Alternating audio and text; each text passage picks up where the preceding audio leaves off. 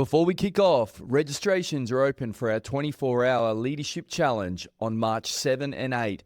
This is no retreat. It's a test of endurance, resilience and mindset.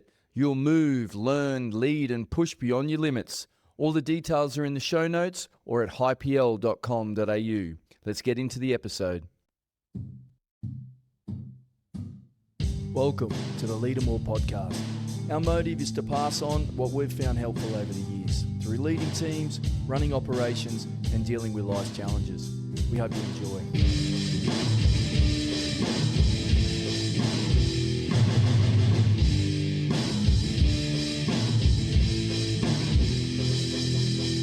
Yeah, cool. We're off. Off and racing. Kieran Toohey.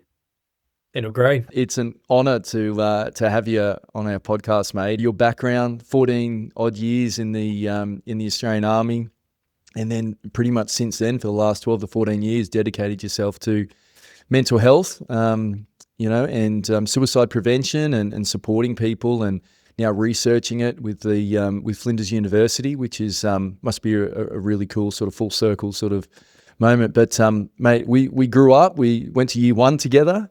Little semi-rural community in southeast Queensland, and interested to talk more about that too, because we used to look at your family, you being one of 12, and go, that must be amazing. You know, you can play cricket with a big team. You've got older brothers and sisters. Well, we used to look at and go, wow, like Davo Toohey, who's that? What a god, just because he was 16 or 17 at the time. We were like the grommets, right? And Davo was, we'd look up to this huge giant man. He's just a 16-year-old at the time, but I remember like people would come over and go, want to play rugby? We're like, yeah.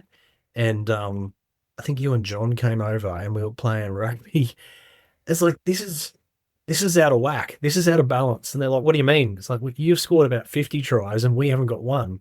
And he just roll you as a grommet like you were as big as he was. And I was wondering if you had the privilege of getting rolled by him when you were a grommet. Like, well, I can't remember, so maybe I did. He might have knocked me out in the process or something.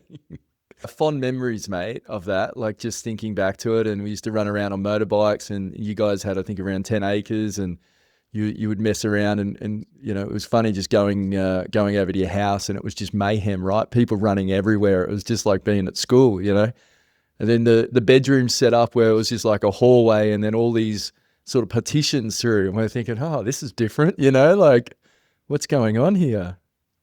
It's how you got to house these wild boys, particularly. I mean, 6 boys, 6 girls for people listening.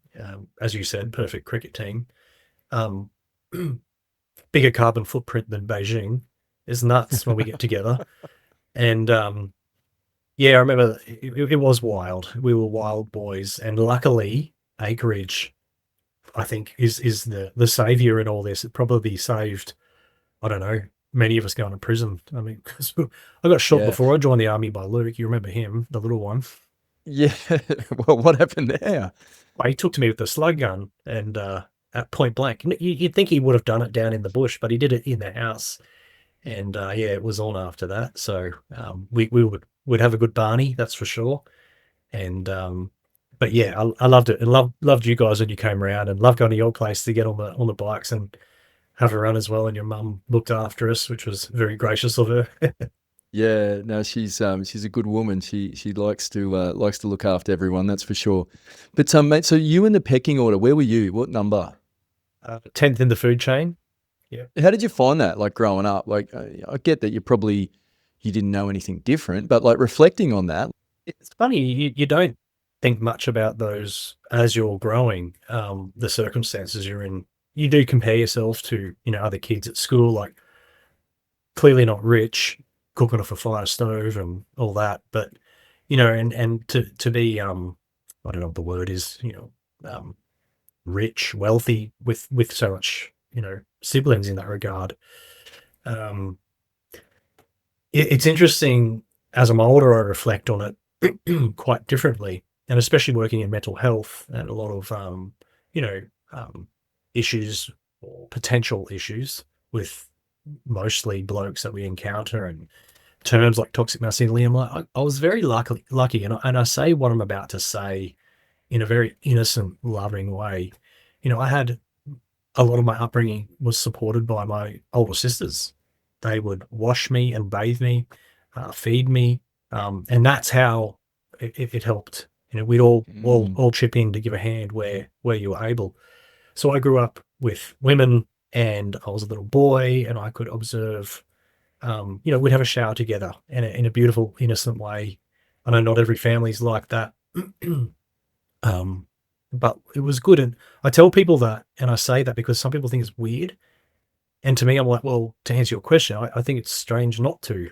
Mm. It really absolved stigma about, for example, a woman's body. I'm like, it's just, gosh, this is like it I take that as a positive, and it would serve a lot of people, particularly a lot of like young men, I think, if they were able to grow up with sisters who were young women, which is one of the sort of can go back to it, but working with men, particularly young men, um, yeah, taking away that stigma of the female body and the way they act and the way they behave, but also vice versa. I think it's good for women to grow up, young boys and older boys to see how we muck around and we play. So I really, maybe I'm sounding a bit old school, but the family unit has a place, and I think that's Mm.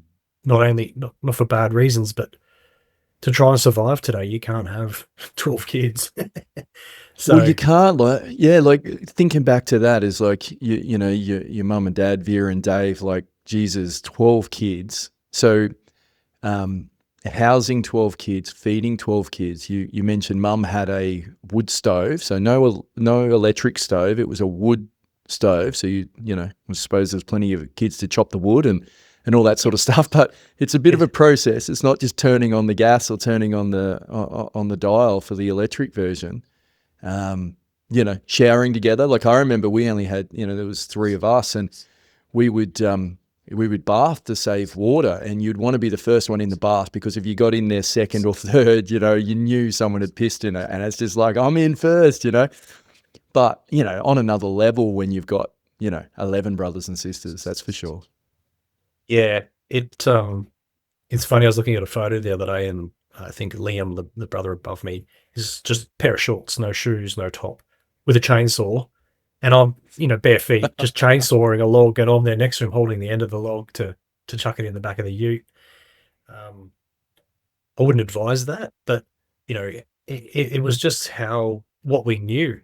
Playing cricket with you guys, where you'd come over, and again, we'd be little grommets, 5, 6 years of age, and then teenage Dave would come with a proper cricket ball, go back about 100 meters rather than just pace bowl, real ball, no helmet, no pads, and just get slogged. I remember getting right in the head, and that rough and tumble.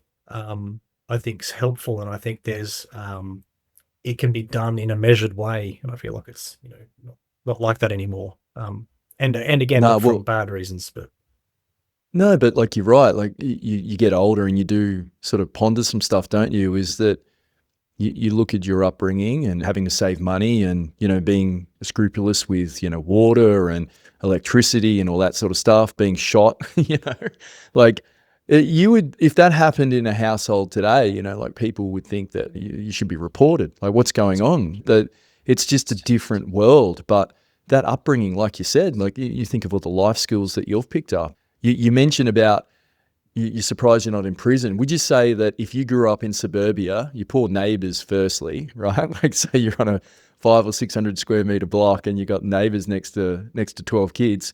I don't know. Like, you probably would have got up to mischief. That's for sure. If you didn't have the 10 acres. absolutely. I remember, well, first point when you said before, you're like Jesus, mum and dad. Someone the other day goes Irish Catholics, and they said Jesus, and I'm like, yeah, because of him. And that's the 12 children part. But it it it would have been prison for Luke, who funny enough works as a policeman now. Ironically, it's probably Good what with the made him gun, I good. hear. Yeah, yeah. It's yeah. But yeah, I think that we were lucky that we didn't have the helicoptering let's put it that way, to explore our own sort of windows of tolerance. How far can we push something?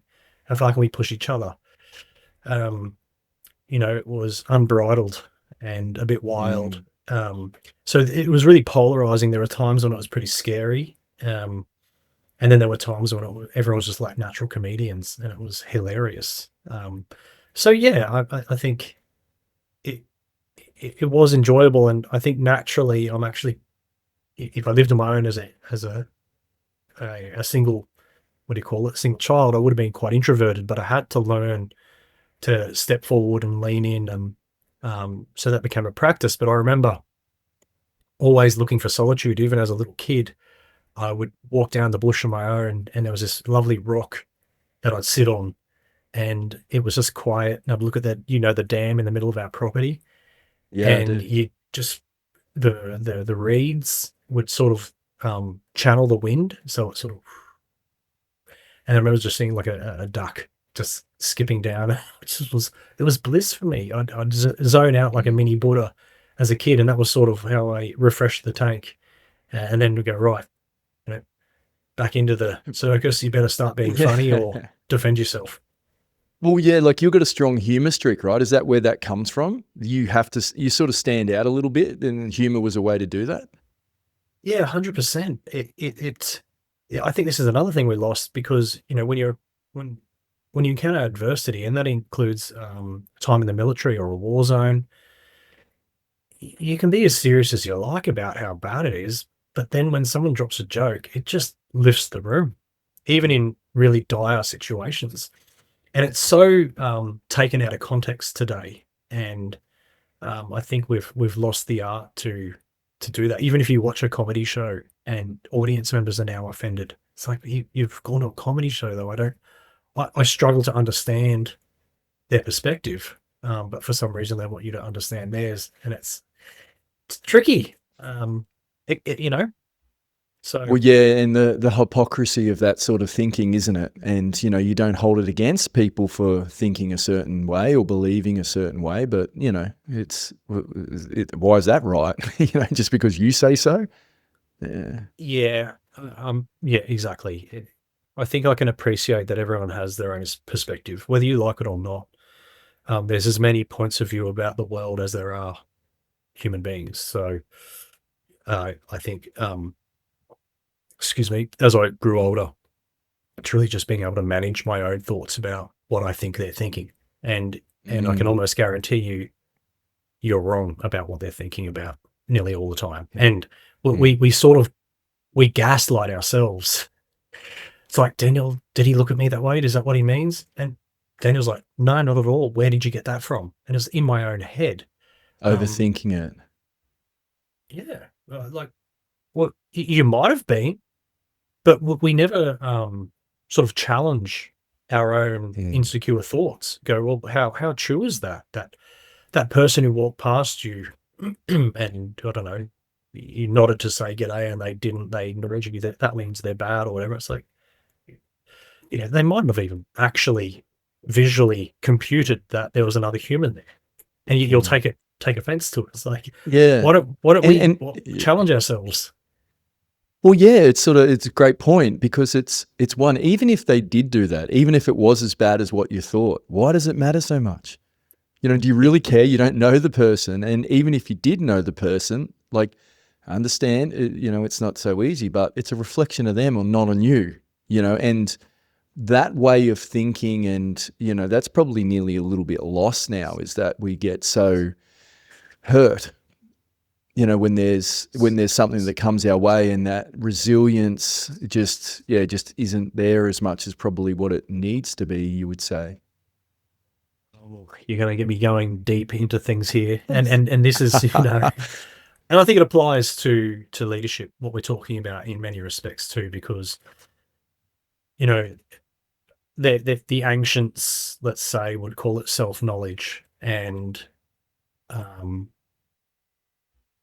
that they believed that we have the capacity to supersede these trivial things, but they also had a set of instructions that meant you had to go practice to create change in yourself. So you can supersede these things. So you can challenge a thought, like I think it's gone so far where we're playing in the, in the world of materialism, like looking out and pointing out at what's wrong in the world is easy. If you think about it, you don't have to think hard to see someone's doing something wrong. Like it's not a creative or a hard processing computation in the brain. You're just like, oh, look, they're doing a No. wrong thing. You're bad. What's harder is going in here and challenging those thoughts to see how real or how fact. So the proportion of time we spend criticizing outside compared to the proportion of time we spend looking in is skewed, and it's favoring outside. And this is just, I can use neuroscience for this. It's just the brain evolved over thousands of years under great pressure to create this organ with a thinking capacity. And imagine if, and this is a weird thing, but imagine you're born with one ear. So one ear here, and this ear was a speaker facing out with a cable attached to your brain with the thoughts, and you couldn't turn it off. Every person who puts their hand up and says they're a do-gooder would be doing time in prison with the rest of us. Mm. It would be an equalizer. No one would be better, Yep. and no one would be worse. You're looking up to someone, you're like, oh my God, I love this person. Look how great they are. And then one day their little speaker has thoughts about how insecure they are. You're like, oh, they're like me. And vice versa. Mm-hmm. Well, you could say that we have that, right? Well, we have our mouths to project stuff, right? But we just don't use it from that point of view. We're too, like to your point, we're too focused on, for our own benefit, pointing out other people's faults instead of expressing ours and relating, to others and learning from that and exposing that, acknowledging that, and then moving forward. Yeah, well, it's not hard to let's play around in the superficial world. Let's talk about material and right and wrong, like out there. That's easy. Like, and if you really look into it and you really focus hard, it's done on your behalf by the brain anyway. It's like, look, that person's a different color. Did you decide that, or was it just the visual system bringing it in different light? It's done for you.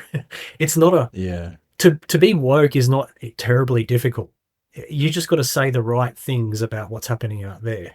Yeah, it's easy. No, anyone can do well, that. mate, with your upbringing, right? If you, with all the brothers and sisters had that line of thinking, and it was just about what you thought and picking out faults, I imagine you got brought down to earth pretty quick. You'd cop a slug in the leg. Yeah. It was your fault. In the leg for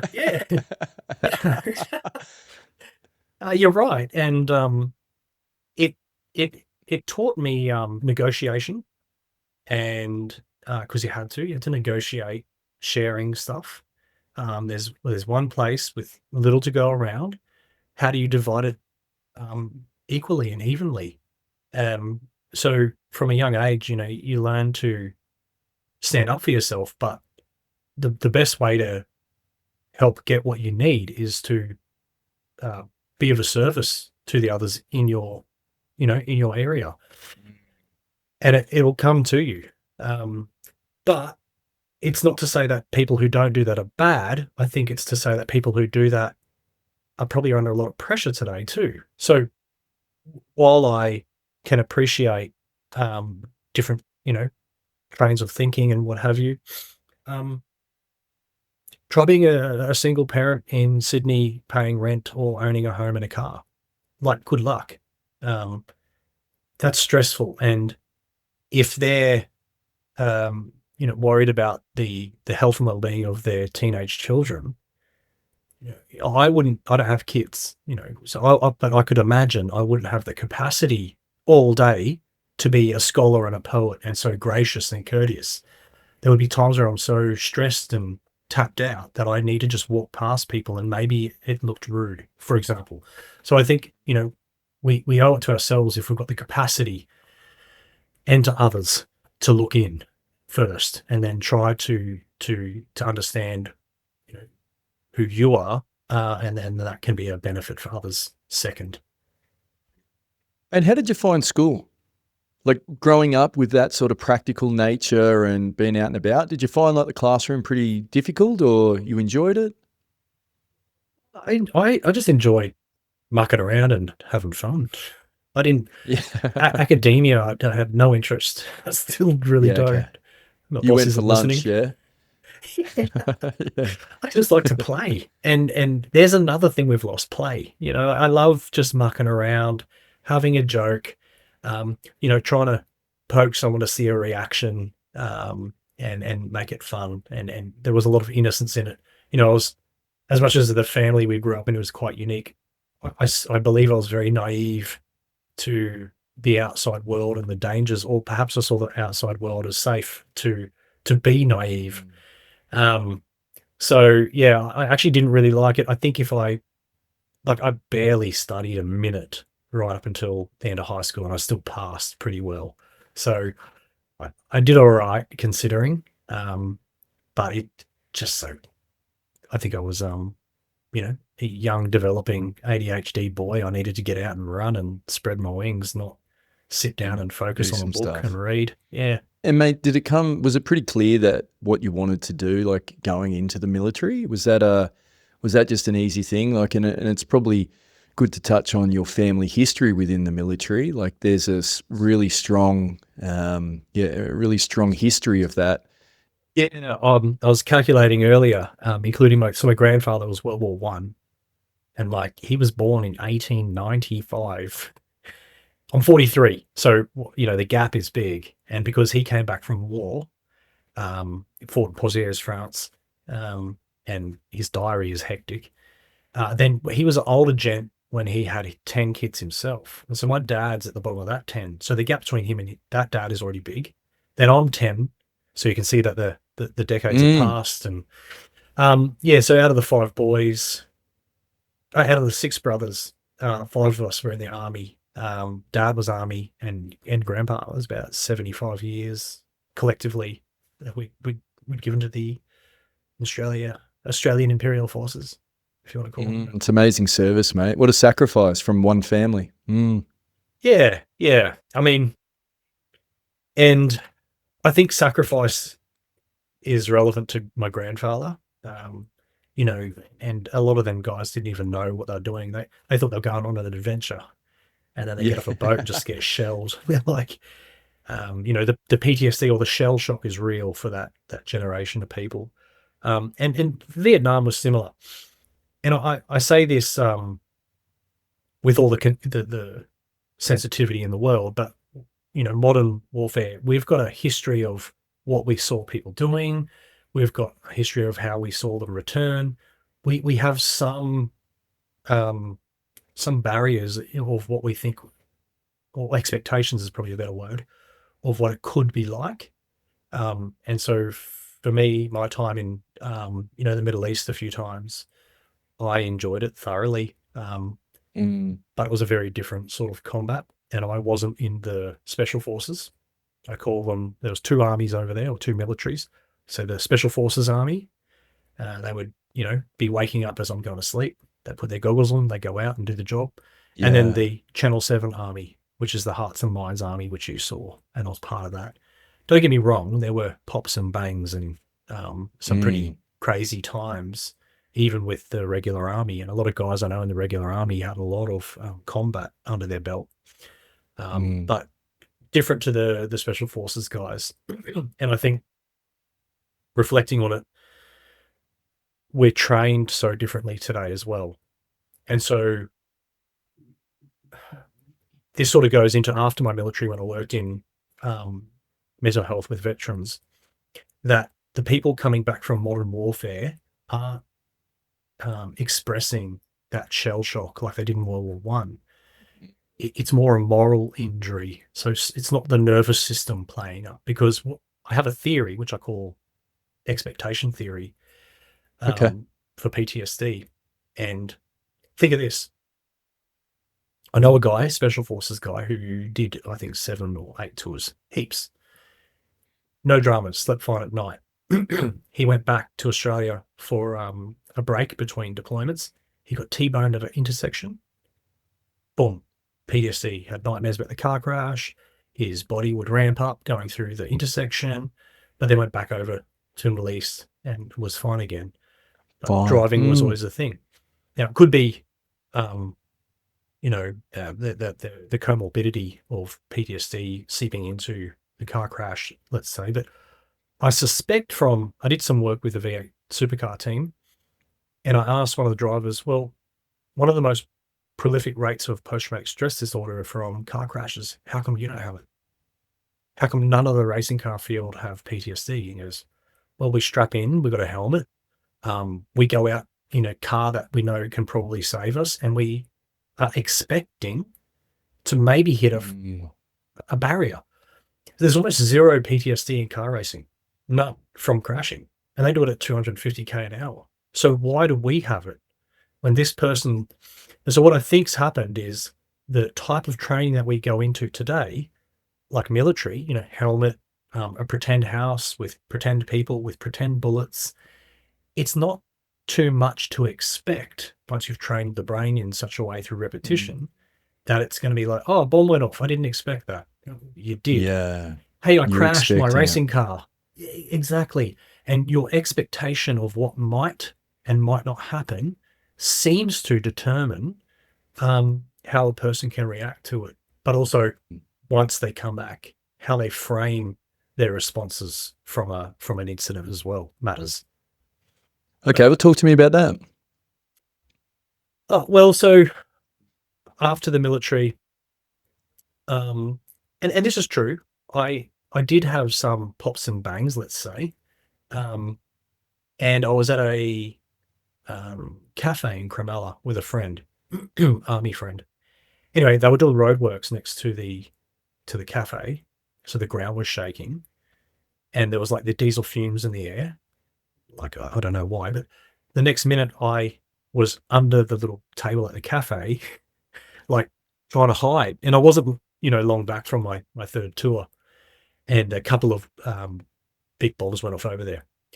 Anyway, I look up at my mate, and he's sort of giggling, and I'm laughing back with sweat. I'm like, holy shit. I'm like pulsing. And I'm like, that's a textbook, post-traumatic stress response. But funnily enough, between my second and third tour, I'd started doing a bit of study. I was going to uni doing psychology, looking up post-traumatic stress was interesting to me. And I don't know where I read it. It was in neuroscience, actually, which is what led me to neuroscience. Cleared things up. And it went like this. In that moment, you're under the table. A lot of people say, aha, look, everyone saw that. There's evidence there's something wrong with me. But in that moment, I sort of remembered something that I read, and it was, no, look, there's something right with you. And what I mean by that is that my brain had learned a new way to keep me safe from this different environment. So in that moment, there's a fork in the road. I can go off that way and go, aha, evidence I'm stuffed up. And every time it happens, I repeat that. I'm like, yep, there it is again, something wrong. Neurologically, you're functioning properly.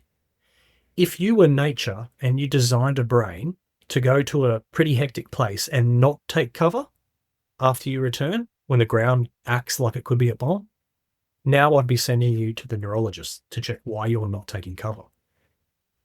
Does that make sense? Yeah, you would be, it does. You'd be concerned, right? Like, so you're on autopilot. You've learnt this habit, but yeah, I like that point about we look at it as something's wrong. But why? And when you talk about it, it's like, yeah. Reactions like that are a function of the brain. Now, here's the other thing that people, if you want to examine this closely, Kieran, I didn't decide to go under the table. The brain does it on your behalf as part of its function. It's like, yep, you're not fast enough to think that this could be potentially dangerous. I'll put you under the table. And so in that moment when the stress hormones flood the brain, the limbic system takes over and puts you underneath, this front area goes offline. So Kieran's not, we got to take him offline because he can't control it right now. And then a short second later, he comes back online and goes, oh my God. And that's where he or she or you make the decision to go, well, evidence I'm cooked or evidence that it's working. But we need to teach people this, that that's a function of the brain. And where it becomes a disorder is when they keep playing that same neural circuit. I'm cooked. I'm cooked. And the brain doesn't care if you're saying something good or bad. It will just keep wiring itself, whatever record you keep playing. So what we noticed, and the literature supports this, that people who can reframe an experience, like being under the table to say, you know what, thanks, brain, you scared me. It was uncomfortable, but I know what you're trying to do. You're trying to keep me alive. If people sort of say that to themselves after it, heal quicker than people who say I'm cooked. But for some reason, it's just not that common out in the world that people want to talk about it like that. How did you learn that, mate? Did the army take you through that? No. And this is this is some of the beef I have with some of the mental health support. We really need, so there's a biopsychosocial model, which is a very simplistic version of what you are to be a human. You're biological, you're psychological, you're a social creature, and there's other parts.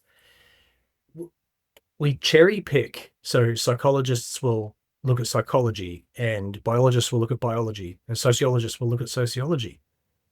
Well, we're not that. We're combinations of all three. And if we keep cherry picking one version or specialize in your area, you miss something like the brain's functioning, not malfunctioning. And so if they're not aware that that's a function, and a person comes in, they say, oh, I went under the table, I'm cooked. They might go, oh, okay, let's talk about that. It's like, you're not cooked, it's okay, or reframing it with some sort of dialectical behavioral therapy or whatever, MBCT, DBT, whatever. They work, those things, they're helpful. But I think you need to, and especially with the male cohort or hypermasculine people, because we both know women who are, more blokey than some of us, they seem to respond really well to that neuroscience, the tangible stuff. For a lot of people, right or wrong, they can't see the thinking mind or the identity, but they can go, well, here's a brain, this is what it did, and this is why it did it. They're like, oh, shit. Now, makes sense.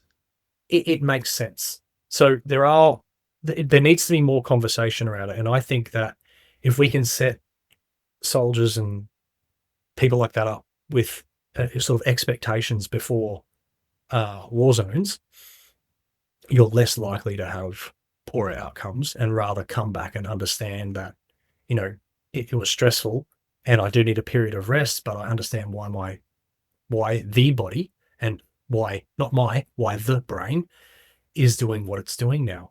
And so you come back and like, well, it's functioning. I need that. They call it decompression when you come back, but really that's what it's doing. It's resetting itself to a new environment again. Yeah. Mate, how you mentioned your tours, 3 deployments, was it? I did 5 all up, but 3 to the Middle East, yeah. And the Middle East was 08, 09, and 10. And okay. I think so. I had a good job. I loved it. So I was a combat engineer. Like we sort of would mind lab for booby traps and bombs in the road and stuff like that.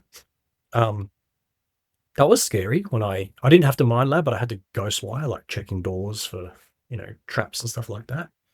And I didn't do much of it, but I also had an architectural diploma.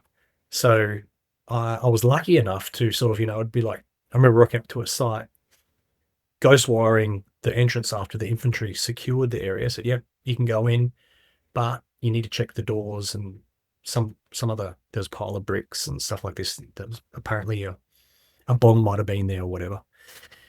So it was scary, checked it, safe. Yep, we all went in, take that helmet off, and then I put like an architect helmet on and roll out like a plan. And we're there with these locals talking about the school we're going to build. And cool. It was cool, so I got to see and do things that not every, veteran and soldier got to. And it was nice to, I'm conflicted on this one. We did a women's hospital, right? And they were like, "Oh, come on, let's get in the cars. They're going to open it. They're going to cut the ribbon." So we all went in a convoy down into town, and the local governor or whoever the big head honcho was there, cutting the room, and the women went off, like yelping and yelling, and I got scared and I thought something was going to happen. And there's actually the Turk with us at the moment. He's like, no, he's like, calm down, dude. I go, what's happening here? Is they're just overwhelmed with joy that there was a hospital for the women there. I'm like, oh, that's kind of cool, you know. Yeah. Zoom out and fast forward to when we pulled out of Afghanistan. You know, then I'm like, oh, damn it, and that the same sentiment isn't there anymore, if you know what I mean. It's sort of going back to that. You know, there's not a place for women to and boys, young boys and girls, and young boys were the way they were used over there. So it's conflicting. You sort of, I tussle with sort of a bit of a white knight galloping in on their stallion to save people, and then you march out and you leave it in a mess. You don't leave it in a mess, but it's conflicting anyway, that part. Yeah, just reflecting on your time there and what was it all about? You know, like you did some great stuff by the sounds of it, and yeah, but now what is it all for? Yeah, and I can only speak for myself, not other people. I just it's weird, you know. Really, you look at it, what were we doing there? And a lot of combat friends of mine will go, no, we'll help them stem the flow of terrorism, and maybe you did for a little bit, but overall, no. And but they were very patriotic and did an incredible job that I couldn't do. So hats off to them. But yeah, it's strange when you zoom out at the world, and it's usually, look, it's not clusters of women going into other countries and invading. It's usually blokes at politics who have bunch of blokes to go in, and we're good at it. That's why. But it's just, I don't know. Sometimes I get too utopic in my thinking, and I wish that we didn't have to do that sort of thing. And as I get older, I'm more softer and I'm more sensitive. I couldn't think of, if someone said, could you join today? I'd be like, no way, I'm too much of a hippie. And I day to day, I'm just less stressed and I'm happier as a hippie than I was, as an angry 20 to 30 something year old. Yeah. Well, getting into the army, mate, was there just that because of the family and that's what I should do, or you saw the adventure, patriotism? What was it? I could give you the stereotypical response, like, for the country, under the flag, and I'm like, I needed some cash, man. Yeah. Sorry, I know, and people won't like to hear that. They probably think I'm a dick, but I was a Povo uni student, living off a can of tuna and noodles. And I saw my brothers like rock up in holidays, and I remember my brother had this nice new ute. I'm like, dang him. He's like, dude, join the army. What are you doing? And I was actually, funnily enough, doing architecture at uni and hating it. And I'm like, yeah, I'm done. Pulled the pin, joined the military, and loved it. And, I was always naturally quite patriotic anyway. So I just slotted straight in. And basic training, like adult men running around crying and this is crazy. I'm like biting a sandwich, watching them going, why are they doing that? I'm like, this is like a luxurious health camp compared to how I was brought up. I mean, you see, I was brought up. Join the army. I'm like, this is fantastic. And they're like, what about, doesn't the sergeant scare you? I'm like, you got to meet my dad. Like, this sergeant's great. And I cruised through. They have 3 awards, I think, at basic training for soldiers who join, not officers. I joined as a soldier and got 2 of those awards. I just missed out on best shot by very little. Like, I just cleaned up. It was great. Yeah. Good people. I had a good reputation. I did really well.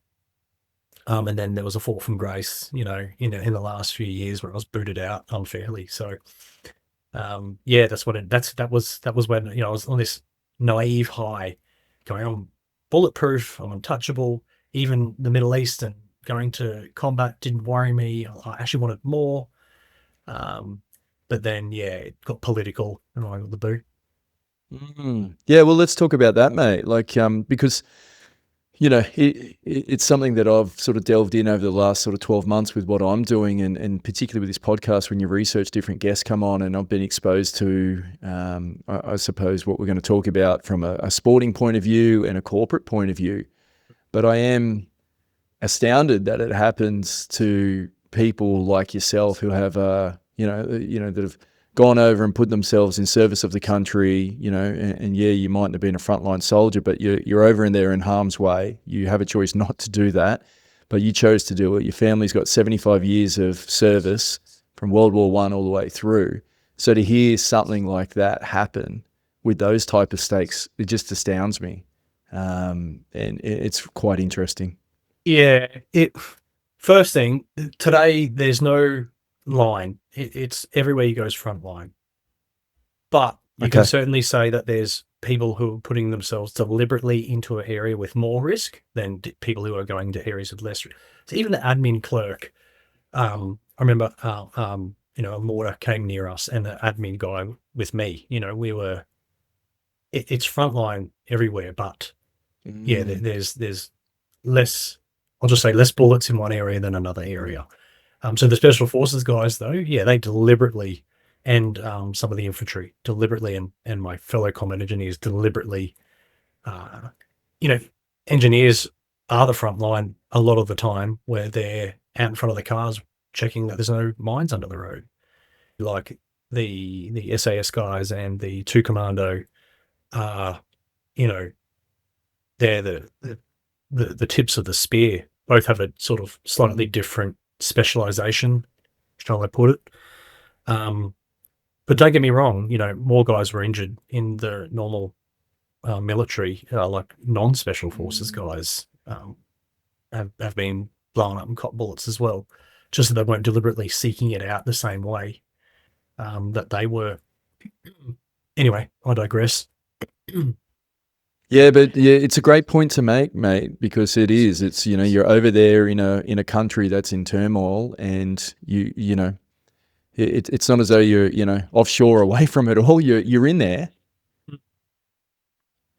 Yeah, and again though, I what I saw and did, I didn't expect again anything different. I was like, no, that's sort of what happened, and that was look, don't get me wrong, like I saw some pretty horrific things right in front of me, but I was well prepared in my mind anyway. I'm like, okay, you're in a war zone, so you might see that. What do you expect? Yeah, what do you expect? And I don't want to belittle anyone's experience, because now I actually work in research, trying to help understand and help educate other people that it's okay that a bomb could go off right next to you and you walk home fine, and like psychologically, and I could be a kilometer back and saw it and not be fine, and that's okay. That's a fact. Yes, everyone will respond differently, whether their expectations are set really well before it or after. It's just, there's a unique way we all absorb what we see, do, taste, touch, and smell. But yeah, going back to the fall from grace, so I'll set this up. When I joined, I got like Kieran Toohey at Defence, year email. And so there's a bunch of us lads, because when I joined in Common Engineers, there weren't any females, so it was just a bunch of boys. And they said, "Oh, Toohey, your turn, come up. You can log onto the sergeant's computer like the other guys and take your turn to set up your emails and all that." Anyway, so I'll go upstairs. This is, I don't know, 2001. And one of the corporals was like, "Oh, there you go, open that one." And the very first email I opened, without being graphic, was video of a murder like happening in real time, and it was slow and it was gruesome, and I was like, anyway, the guys were like shocked, they were running away, like looking over my shoulder. I'm like, is that real? Like this was using the defense intranet at the time. That was my army email. I say that because that set the scene for the next 10, 12, 13 years, where 90%, 9 out of 10 emails will work. You have to communicate with each other. And then every now and then you just get some crass or soft porn or something awful like that. Anyway, long story short, I'm at work in Randwick and the Defence Force Investigation Squadron just come into my desk, tap me on the shoulder, and in front of all my peers just start patting me down. And I feel like that scene out of American History X where the cops are arresting him and he's like looking at him like, yeah. I was like that. I'm like, what the fuck's happening? And I said that like that. And one of them goes, oh, you know what's happened? I'm like, I had no idea. And I really didn't. Long story short, some emails went around with crass pub talk about their exploits on a weekend. So not good, granted.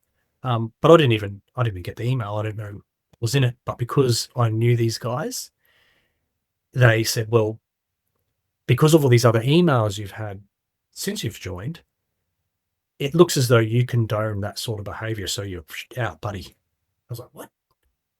So I had pub talk, crass, it was very common. This is men and women in the Defence Force emailing each other like this all the time.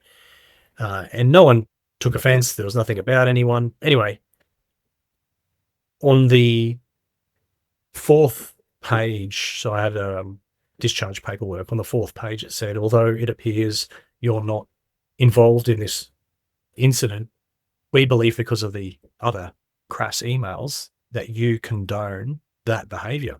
See you later. And I'm not going to stand here and go, oh, I did nothing wrong. I used foul language all the time. I swore heaps in emails. I was trying to get reactions and be funny, juvenile, stupid.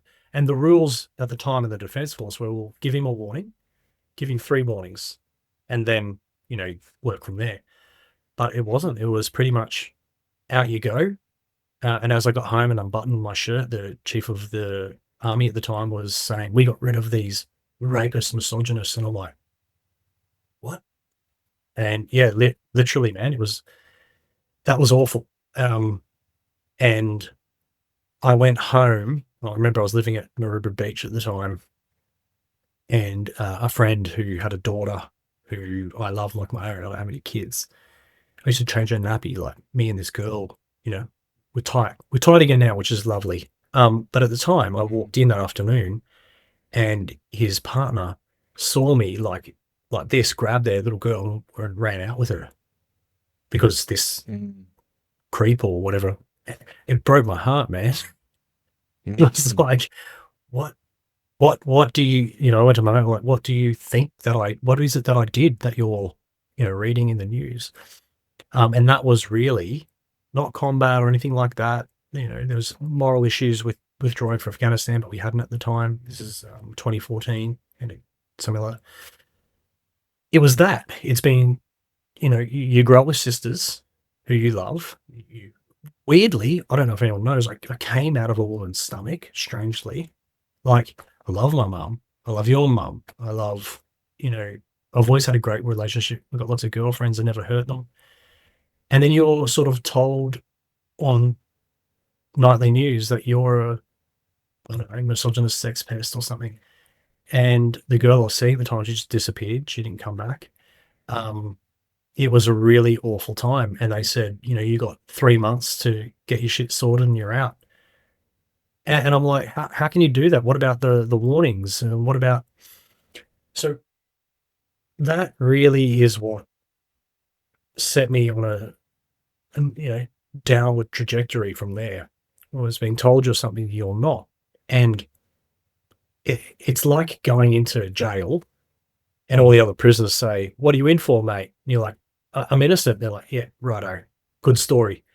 Yeah. That's how I feel when I tell this to other military people, and it's ruined jobs for me. I went to go for a job with people who I knew from military, and they're like, oh, you're one of them.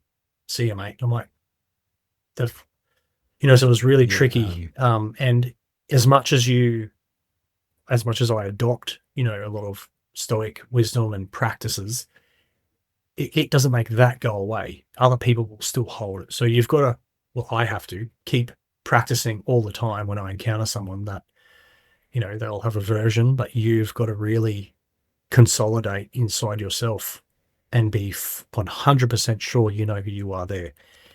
And at moments when I find that and have found that, you're metaphorically bulletproof. And it's an incredible thing when I think, for me, practicing a lot of these old ancient teachings, which, funnily enough, I studied neuroscience, seem to, the practices correlate with the parts of the brain that you experience as well. So it seems like there's a lot of good wisdom that we're missing out on anyway. And I got lucky. We're forgotten, mate. Yeah. Gotten dumber. Not dumber. I think we just put our focus in the wrong places.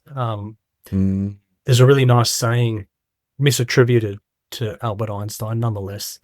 And he said, everybody is born genius. So everyone, think about the homeless person you walk by, or the whoever it is that you think lowly of, maybe you don't. Everyone's born genius. But if you continually examine a fish on their ability to climb trees, well, it's going to spend its life thinking it's dumb. And I remember hearing that going, shit, I was definitely a fish in school. I wasn't a climber, you know? And I didn't get tested at my swimming ability, metaphorically speaking. I got tested at climbing, and I was like, I'm not good at this. And it wasn't until I started to learn this ancient stuff that I was like, oh, so you do have the capacity. And that includes the capacity to sort of supersede this social narrative today about you being whatever they labeled you to be. And it works. Yeah. But it's bloody hard What was work. it, do you think? You know, like, you know, getting, I suppose you would have been thinking a lot about why it happened and so forth. And, you know, like you said, there was probably some things that, you know, when you look at it, aren't ideal, but to be, you know, painted with the brush that you were, it wasn't correct and it wasn't fair. Like, was it just that you feel under a bit of PR pressure, or what do you think it was? Yeah, definitely. I think around the time and this is my thinking, I don't know the truth, but I think that the Chief of Army was trying to get Chief of the Defence Force. You know, the modern era requires that there's more diversity, minorities, women in Defence Force and all that, which I'm not against at all. As I said, I'm totally cool with that. What I'm not cool with is how you do it. And so it's like, well, let's just scapegoat some of these guys. And some of these guys were proper 20-year hard veterans who did time in Afghanistan a lot. Like, I'm talking now that frontline bit, some of them. And they got told, yeah, you got 6 weeks to move your wife, kids, and find a house. Catch you later. You know, like it. And then you're watching TV and you see, I don't know, sorry to pick on NRL. You see some footy player, and I love footy and I love the guys, and he, you know, is accused of something real that he actually did. Mine's all just talking like a dickhead at the pub. And this guy's, I don't know, being accused of actual rape, or so they're like, we're going to stand behind him, the fans, the coach, we're going to support him, we're going to rehab him back. I'm like, why don't I get that? How come he gets it for footy and I don't get it, and the other guys who got booted don't get it either? They get presented as pieces of shit. And it was very morally confusing because they talk about a military family. I'm like, well, in a family, you don't kick the person out. You try to tell them, you know, if I could return back and rewind time, I'd be like, you could have used this as a catalyst to help recruit minorities and people by going, look, we're teaching Kieran that his crass language in his emails is bad, and I can go around and go, yeah, I've done bad. But they just used it because this is the interesting part. Which one would get more people to sign up to the Defence Force? Getting rid of a bunch of blokes who are misogynists. Look what we did. We got rid of these. So welcome other people. Or talk about what was really happening, which I researched now, which was happening and is happening. Actual people still employed who actually did sexual harassment. who actually raped, who actually hurt others, who stole, fraud, all sorts of actual crimes, that would ruin recruitment if that made the news. Does that make sense? Yeah. But if you can go look at how woke we are and how woke we're becoming, that hopefully will drive some recruitment, and then hopefully I'll make chief of the defence force instead of chief of the army. And funnily enough, yeah, now I work in that area where I'm helping people who have been wronged by actual sexual harassment, rape, and awful things like that. Yeah. Yeah, it's crazy. And I suppose too, the element there is that I'd imagine, you know, like you said, your first encounter with your email and what you were shown, you know, and then, you know, I imagine, you know, crass language was used quite commonly within the defence, system. A person who was still in goes, "Oi, can I talk to you?" And I'm like, "Yeah." He goes, "I did a search for the word fuck, and it comes up in 25,000 different military people's emails." And I'm like, everyone did it. And I'm not saying it was right. I'm just saying that the natural justice didn't play out in the way it does.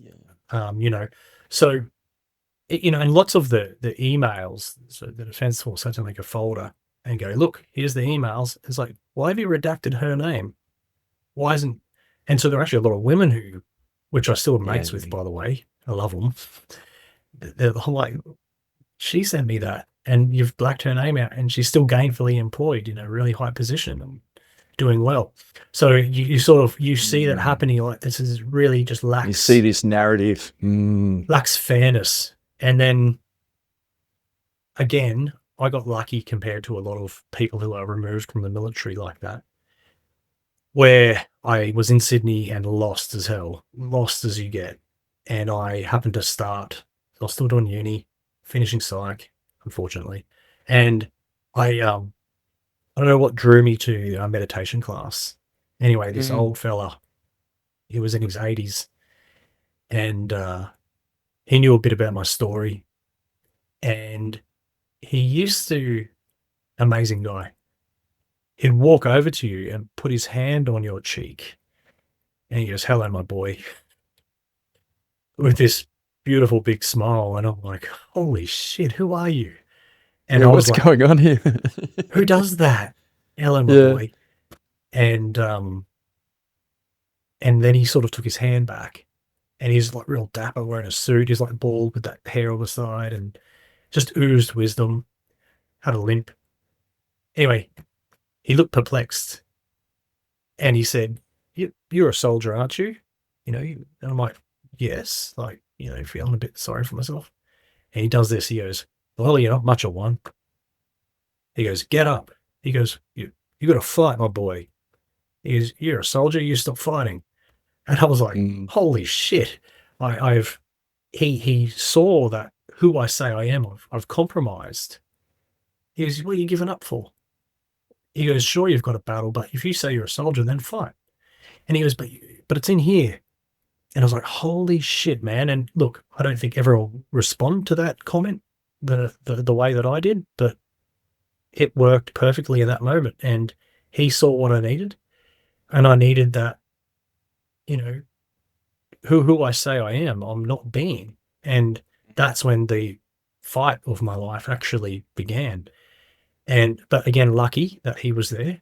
But yeah, I pushed through some pretty tricky days for a couple of years. And but I knew that if I stay in bed and don't move, then you're not going to rewire a new pattern of behavior.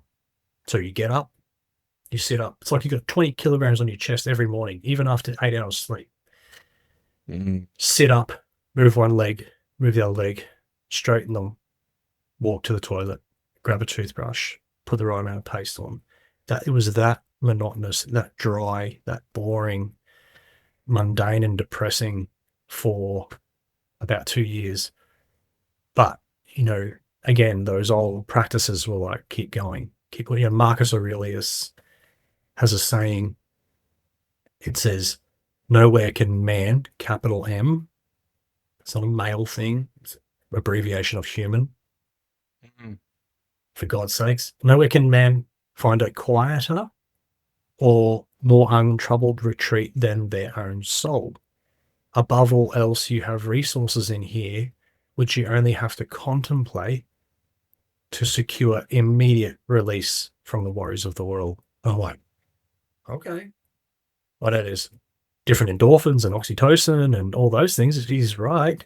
They're the result of being able to find that oasis in here. And I could find myself in like what would be coined a turmoil or a cyclone. And I was floating through. About the second year, it was like I went through a mini enlightenment stage where I just was, nothing could touch me. I had no money. I was struggling in life and I just didn't care. And I was fine. It was really, the stuff works. That mate studying psychology at the time, was that a big help? It had a role to play. I really appreciate first year psychology because it's like, here's, things like bias and cognitive bias. And at the same time, I'm sort of practicing a real old school version of meditation. I'm like, oh, I'm starting to see bias. I'm starting to see thoughts for that.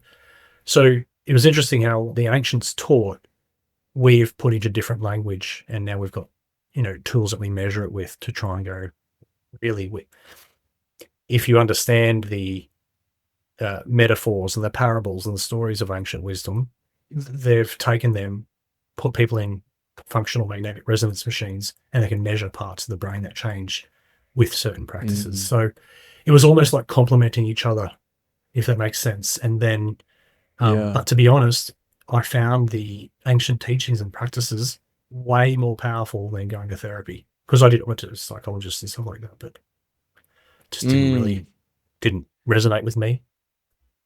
Yeah, mate, interesting point, right? Like you've done a lot of stuff with male suicide and mental health sort of stuff, and we'll probably jump ahead a little bit here, but like, I don't know, when I'm in a rough spot, I don't necessarily want to talk to anyone. Like it's not front of mind, but I suppose the advice that you hear is always, you just need to talk.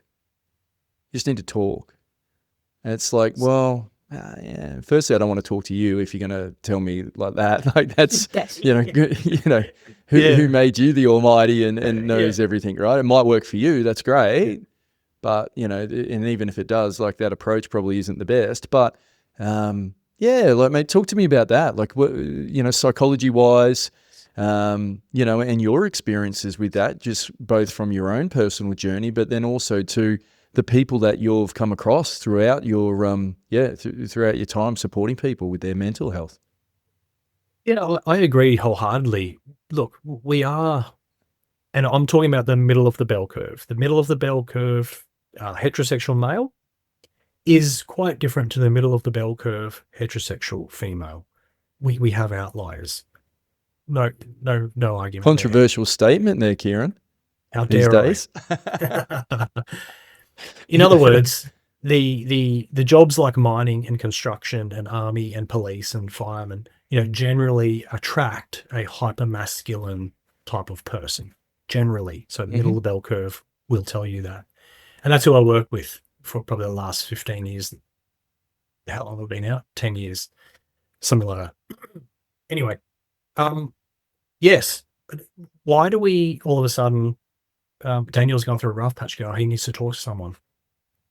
But what if talking does nothing for him at all? And it does a lot for a lot of people. But I think from my experience, and even the clinicians working with me in these hypermasculine environments, that for a lot of blokes and chicks who are very blokey, they respond much better to their version of support is sitting with a friend, watching footy, sharing a packet of popcorn, drinking a Sapporo, and calling each other dickhead. So what works for one doesn't work for others. And I think that there are, psychology has a problem. It's called the reproducibility issue. And that's where scientists try to reproduce significant findings from research they've done in the past, and they couldn't reproduce it. In other words, we did this test and look, it's significant. Put that in the clinic, because that's what the test said worked. And it's like, no, well, we repeated 1,200 and we could only replicate 12%. It was something like that in 2013 or 2020. Anyway, So the reproducibility issue is a problem in psychology, and some of those things that can't be reproduced could go into a clinic as best practice. Now that's a problem. And a lot of statistics are used to sort of drive out your bias when you're doing research. But guess how I made my hypothesis, my expectation theory, through my own bias. So I can do that, and I can bias research, and therefore an outcome could suit a certain type of person at a certain time of a certain gender. And Yeah. the good news, I suppose, is a lot of psychologists and psychiatrists and other mental health professionals are starting to work this out. They're like, yeah. And so you probably notice there's a lot of men's groups popping up, for example. For me, similar to yourself, maybe, if I'm going through a rough patch, it's not because it's not stigma as well. I really hate how they say like stigma. Men don't want to talk about stigma. It's like, no, I think that we're wired differently, and we're trying to find a mechanical solution to a mechanical or an emotional issue, which may or may not work. Regardless, you and I have both been out on a construction site. Barry's arm is half hanging off. And we're like, hey, Baz, you should probably go to the GP. And he's like, yeah, I've got to finish this last bit. He didn't get sat down as a 5-year-old and his dad's like, right, I'm going to teach you how to be a toxic man. Step 1, when you're hurting, don't go. No one formally teaches you. I think that we're taken for granted that the human being we see today, we're the end of a billions of years of lineage. And it's only been in the last sort of 120, 200 years that we're now like, hey, let's try and, punch the biology that's been evolving for millions of years and change it now so that you're, more eloquent and measured. And this isn't an excuse for bad behavior, by the way. I'm actually saying that if we can understand the different mechanisms, and I think that blokes like Barry on the work site have a triage system. And first in their head, if you survey them, which I did in the mining, their priority is their kids. Second is their partner or wife. Third is them, generally. So if the arm's hanging off, he's like, no. I have to finish this because the end result of finishing this job that I'm on the tools with brings home money, which gives my kids food and clothing and supports my wife in whatever way they do it. Old school or whatever, or you're not cool with that, that's fine. There's still just a huge, I would say, majority of men in Australia like that. And they come with really good intentions, but they're bad at sort of doing it themselves. And you also see it, we're actually super sensitive, and I would argue more sensitive than our female counterparts. And they're probably laughing because when we go home, we want them to give us scratches and hugs. And then when we're out in public, we've got our arms out going, what are you looking at? This is a big fake idea and all this, but men are very sensitive. And when I sat with a bloke who might have been thinking about suicide, how I approached it was I didn't try to stop him. And for this big unit, scary looking guy, I've never had one of them be violent towards me. And I've done hundreds of suicide interventions, many face-to-face, many on the phone. Regardless, I've never had a guy try to punch me, pull a knife on me, because I went into it with some respect. And it was, I see what you're doing. You're trying to finish the end of the job to bring home money to clothe and feed you. So I went straight in with that mindset. And I said, well, how about this? He works fucking 13-hour days on shift away from his family as hard as he can, as best as he can. And then you go, you naughty adult man. That's how they feel. They feel like they're being spoken at, not communicated with. And, blokes, we don't do ourselves any favors either. If you're big, huge, 6'8", muscly, tattooed, goatee, massive dude, and you come in and you flip a table and go, fuck this, and you walk off, everyone's going to go, whoa. Yeah. but because they did that because in the past they've learned that guy could be dangerous. And I'm not saying you should overrule that fear, because it has a place to play in your safety. But what if that was his version of, can somebody please give me some love and some help? Yeah, But he help me. does it, and he's scary looking. It's like, did you know when you ask for help, you're actually quite scary? And that's maybe why a lot of people don't want to approach you. But if it was and I'm generalizing, a smaller person, quite timid, and they look sad and they were crying, more people will lean in. You know, we're still Yeah. primitive creatures, and we want to start one day, and this big Samoan dude comes in, and he literally did flip the table and say, F this, walked out in front of a toolbox talk, hundreds of people there. All the adults were like, whoa. But the naive young 15-year-old who's there on work experience hasn't had that interaction with full-grown blokes yet. He just goes, I'm going to check on him, and just walked past. Everyone sat down with this big guy and goes, you all right? And that's all he did. He didn't go, you shouldn't suicide, you shouldn't flip the table, you shouldn't swear. The guy knows those things. And, oh, you should think about your children. Good point. Didn't know I had any. Like, think about your family, think about your friends. Oh, geez, I haven't.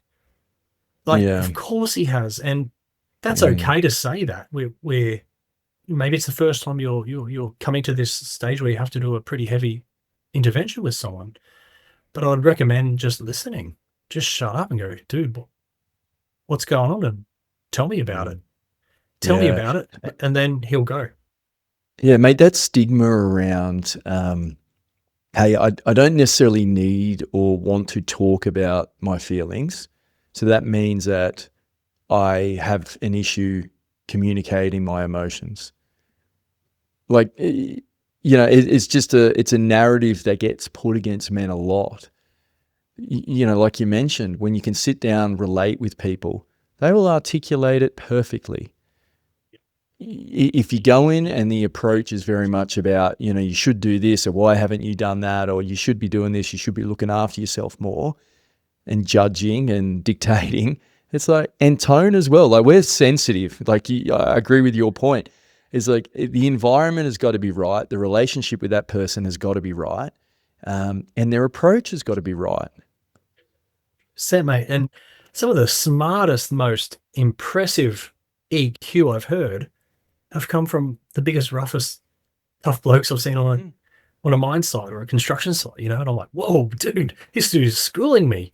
He's very sensitive and super duper EQ. And we just, guys, and there's a lot of talk about, toxic masculinity, and there are guys that are fucking awful. And so people will say, well, no, we're not talking about you, Daniel. And it's like, yeah, but I feel it though, too. Even though you're not talking about me, I still feel it. And we're getting reactionary responses from blokes, and they get sick and tired of being preached at. They just block their ears and walk away. Men are walking away from it if they keep hearing it. And being on a site, nailing, boards to boxing on concrete slabs is much easier for them, mental health, than it is to engage in a conversation. Here's a weird survey I did, and someone goes bullshit to me the other day, and I was like, it's really unfair that you said that, because it was 200 guys are surveyed, and one of the questions was, I bet you it's easier for you to haul weight around a construction site for 12 hours a day and the energy required than it is to just shut up and be present and listen to something heavy emotional from your wife for 1 hour. They're like, how'd you know that? And I was like, and again, it's not because they don't love their wife. It's not because they don't want to listen, but the way that male brains evolved, their resources and the way they use their energy is very different to the hormone profile of the female is very different. Again, this isn't to condone bad behavior or let men off the hook. I would argue that if we don't talk about this enough, we do let them off the hook. But if we can talk about it, we go, oh, you've got work to do, dude. And it's like me feeling sorry for myself and then going, well, you say you're a soldier, but you're not doing it. Well, if you say you're a good partner and you love your wife, well, then maybe we can sit and practice changing your brain so that you can be still and listen for that person you said you would commit to. Yeah, why not? Yeah. Yeah, no, we're I think there's just those stigmas there, isn't there? And it seems to be like everyone's the same all men, everyone's the same. Toxic masculinity or whatever it may be, right? Obviously, it's not accurate. We're all very different. But, yeah, there's some similarities and, like you said, in the different bell curves and so forth. But, just because it's a little bit different to someone else doesn't mean it's bad and doesn't mean that they can't do it. Maybe they do it in a different way. And that's the important thing to be zeroing in on, not how you do it and how it makes you feel, understanding them a bit better. 100%. And I think that, a place like LinkedIn becomes its own echo chamber of whatever. It's like, okay, go out to a construction site, go off LinkedIn for the day, go out to a construction site in Western Sydney, and you will see blokes and women from all parts of the world. Some can speak English, some can't, some are black, some are white, and they're all getting on fine. They don't give a shit. They don't care what school you grew up in or suburb or how you're educated or whether you're rich or poor. They're all like, no, we're all sort of trying to pull the cart together. But if you don't pull the cart and you're a white male, well, I'm going to tell you to pull your finger out. And if you don't pull the cart because everyone else is and you're a trans person who's got an Indigenous background, well, we'll call you out as well. But people, it's not because you are different physically. It's because how you we're look. all, no one gives a shit. It's like footy. It's like the army. We're just brothers and sisters. We're all equally green. Middle of the bell curve. I want to make that really clear because now I study the outsides of the bell curves where there is people who genuinely target people for those superficial differences, which is awful and a shame. But the majority of people are all trying to just get along together and they don't care about a pronoun or anything. But I guarantee you, if Mick, who's been 30 years minor, covered in ink, drinks beer, loves riding dirt bikes and watching footy, if a person came to work in the mine next to him and they were very different and of a minority and they, took to the tools in the same way he did, he wouldn't give a shit. No. I guarantee 100%. You know what I mean? No, 100%, mate. And it's the same in many workplaces, isn't it? It's not about how someone looks or any of that. It's about, how capable they are. It's about, are they working together? Are they good to be around? It's about their character. It's not about how they look. And, like that's nothing, that's nothing astounding to say. It's just accurate. But people then get victimized because, you've treated a woman like that. It's like, well, it doesn't matter if they're a woman or what. It's nothing to do with that. It's about what they're doing is the issue. Yeah. Mate, doing that work with people in construction sites, and I think you did it on mine sites for a bit, how did you relate to them? Like, you've got a short period of time to get across some information, right? And it could fall into the trap of being preachy, and barking at them, which is, we've discussed probably isn't the best way. Like, how did you find a way to cut through and supercharge that period of time to enable your message to be heard? It's a good question, because I watched a lot of people present and fail, like that, lose them straight away. This clinician I went to a site was doing a talk before me. No offense to clinicians, so many really good ones. Just happened to be one. And it was the way that she spoke to the adult men, Daniel, if you kind of pick up what I'm saying. Do you understand what I'm saying, Daniel? So you're triggering me. Yeah. Oh, okay. You try breathing. So this person went out with, again, good intentions, like a lovely human, and studied mental health because they were passionate, but then went out and just lost the audience. I'm like, dude, like, at the end, I was coming in and it was like a sing-along at kindy. She's like, so how do we tell our friend when he's in trouble? I'm like, and I was at the back row eating a hot dog with sauce on my face in fluoro, and these two guys sitting in front of me were like, this shit. Like, they questioned. I was like, I'm sick of these talks. Like, why are they talking to us like we've got no EQ? And that's where I was going to before, where all these blokes, they'll talk, but we're just not offering them the space to do it. It wasn't stigma. It's just a no. I don't care. I'll tell you everything. And I wish this was bigger. I get scared at night. I'm scared of a UFO taking me or my wife on a. Yeah, there's no stigma. What else? How more vulnerable do you want me to be? It wasn't that. We just didn't approach these guys because sometimes they were scary looking and they didn't realize they were.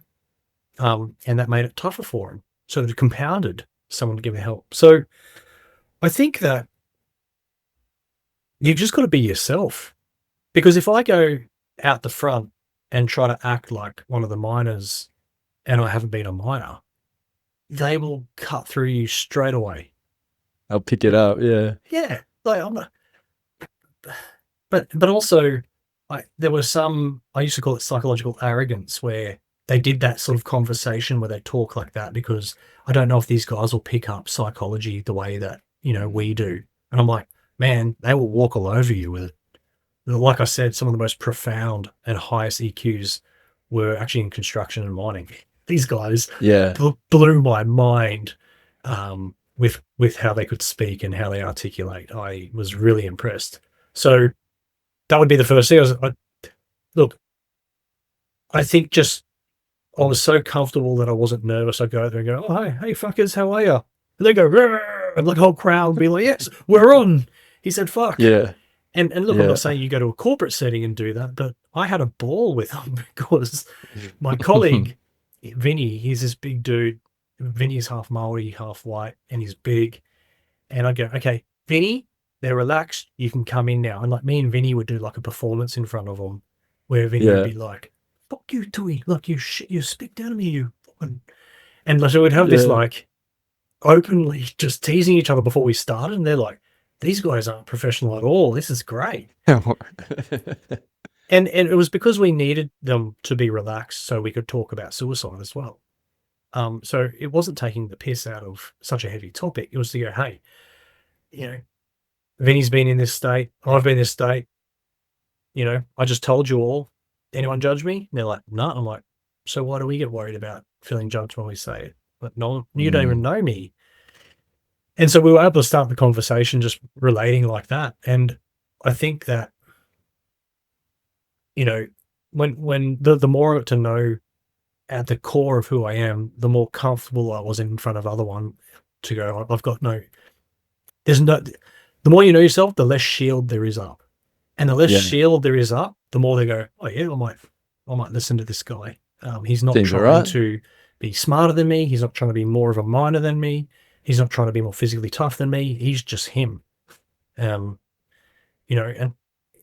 it's something that I said to a mate of mine who he's SAS, big unit. I love him to pieces. And we're both in Afghanistan at the same time. So he's gone out in like all the trucks with all the cool gear. And he's like on a gun. And like him and the lads are in the car. And he's like, hey, watch this. He goes, hey, Toohey. And I'm walking, like they got like dirt and beards and all this and all over them like they've been working. I got like clean cams. I got a nice cold can of Coke and a Mars bar. like, you fucking pogue, and pogue means, you just stay in the wire and you don't do the hard work. And I'm like, slow down, you're getting fucking dust on me. And like they're going out to get, and they cracked up laughing. And the reason they laughed was like, oh, he's not trying to be hard. He knows his role. He's not trying to, be out there like doing this stuff. And so I think you relate to people just really being yourself as much as you can. And that is what, to your podcast point, what I think more leaders could actually do better as well is just relax a bit and be yourself. Yeah, it's the insecurities, isn't it, mate? Like if you're a little bit worried about how you're going to be perceived or, hey, this means a lot to me. And if I don't have anything else, it's, I'm nothing. Those insecurities that you have can be quite, I suppose, powerful in forcing you to put that act on. Yeah. And going back to, it's hard in the corporate world because do as I say, not as I do as well. That if you try to act like a miner in front of the miners, they will instantly know you're not a miner. And you don't need to have a psych degree to know that someone's full of it. you've got, a gut feeling that tells you this is wrong, or they're talking crap. And, I can teach you right now how to make people more right wing if you want. I can teach you. It's real easy. For example, that bloke who marches on White Ribbon Day, posted on LinkedIn saying, look how good I am. I marched against violence for women and girls. Like, gets all these thumbs up and his credit. He then goes, yes, goes home that afternoon, puts his feet on the table, dirt all over it, kicks his shoes off and goes, where's my dinner? And then wants sex later. Like, that is the type of person that I am really wary of, where there's a signaling their virtue signaling. That's what it is. Or the person who wears a purple shirt for LGBTQI Day posts it up and puts it online to demonstrate, how much they care about other people. Yet, they leave a mess in the bathrooms at work. They don't put their dishes away for the cleaner. Like, or the high profile human rights lawyer who spends their day litigating for the dignity of the marginalized, but then treats their own staff like crap. Yeah. That I think is what drives people to go, I've had enough of your agenda, because you don't actually practice it yourself. Mm. And so if we did go back to the speaker, which broadcasts our thoughts, even the most pretend generous of us would be doing time in jail as well. I would say that there's signals though, right? Like, and they're subtle. And look, it's hard in this day and age, right? Because, we've done some episodes on perception v outcome-based leadership, right? And it's very easy to go well from a perception-based point of view. I look a certain way, as in to other people. I portray that I'm about these different things, and that perception actually gets me to a better outcome. That works for me. Yep. Whereas someone who lets their abilities and lets what they do and the outcomes they produce speak for themselves, right? This day and age, social media, all that, the whole kit and caboodle, it is very much perception-based, right? It lends itself to that. Not all, but it lends itself to that. But you can pick up, why people will bring up certain things and, asking, hey, how you going? And what's the first thing that they talk about with themselves, and there's different cues that you can see, but then also to their actions, like what you're talking about. It's like, well, yeah, you're doing all this, but then you're going and doing that. Like, you are really chummy and really personable with people that have a higher position than you. But the people below you in the organization, you don't even want to see them. So what is that about? That's not about, hey, I'm good with people.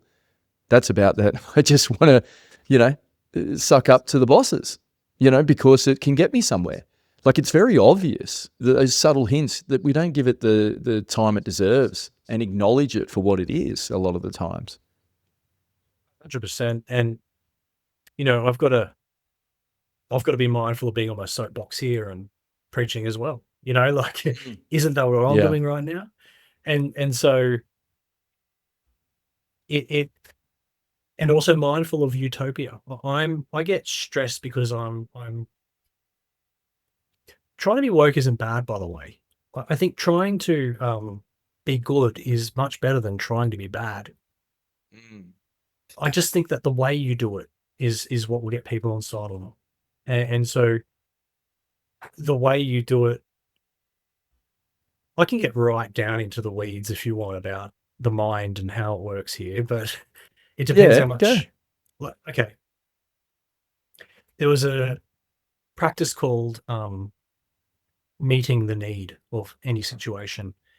And this was, again, an old practice in, what was it, the Yoga Vashista, which is thousands of years old.